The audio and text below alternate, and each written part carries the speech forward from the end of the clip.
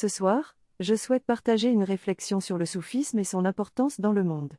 Le soufisme n'a ni de l'Orient ni de l'Occident, il tire sa source divine de Dieu lui-même, et est un héritage de toutes les religions. Le soufisme, c'est la sagesse qui jaillit du cœur de l'homme et qui permet de comprendre la vérité universelle et de se rapprocher de Dieu. Les soufis ont toujours lutté contre ce qui divise les êtres humains en sectes et en croyances, et ont cherché à promouvoir la tolérance, l'amour et la sympathie. Pour comprendre Dieu, la connaissance est nécessaire, au-delà de la simple croyance en lui. Cette connaissance ne vient pas de l'étude, mais de la pratique du culte intérieur, de la purification de l'âme et de la recherche constante de la vérité universelle. Ainsi, le soufisme contribue à instaurer la paix et la compréhension entre les différentes croyances dans le monde. La pureté est un concept présent dans l'ensemble de la création, et je crois que cette tendance est très présente chez les êtres humains. En effet, j'ai remarqué que l'homme cherche à maintenir son corps et son environnement propres, mais cela cache un désir plus profond de retrouver sa condition originelle, d'être pur en essence.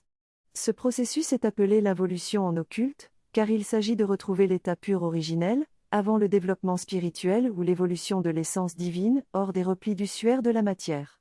La pureté implique donc un effort constant pour garder notre être spirituel intact, sans fausse valeur ni pollution du monde matériel. C'est ce qui nous permet d'atteindre notre moi originel et de retrouver notre condition d'être pur en essence. La pureté peut s'appliquer autant aux aspects physiques qu'à notre mental et à notre comportement, puisque c'est un état dans lequel notre être entier doit se maintenir.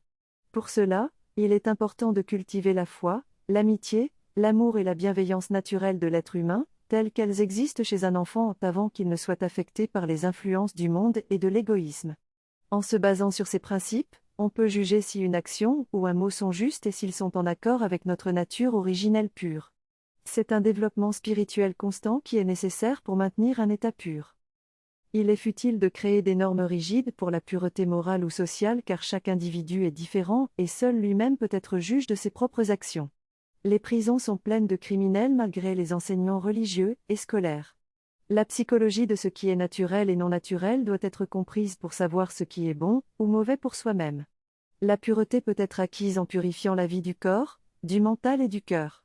Garder le cœur pur de toute influence étrangère à sa vraie nature, qui est l'amour, est un effort constant. Cela implique de passer sur les fautes des autres, de pardonner leurs erreurs et de ne juger personne sauf soi-même. Les jugements sévères et la rancune empoisonnent l'âme et peuvent causer des maladies dans la vie intérieure puis extérieure. Avec le temps, la maladie peut devenir incurable. Quand le cœur est accordé par des idéaux élevés, des bonnes pensées et des actions droites, une pureté encore plus grande peut être atteinte. À ce stade, tout est vu ou ressenti comme Dieu.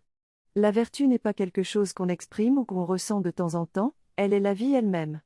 Chaque moment où Dieu est absolu de la conscience est considéré par le sage comme un péché car cela empoisonne la pureté du cœur. La pureté de la vie est la vertu, celle que Jésus-Christ a mentionnée quand il a dit « Bénis sont les purs de cœur, car ils verront Dieu ».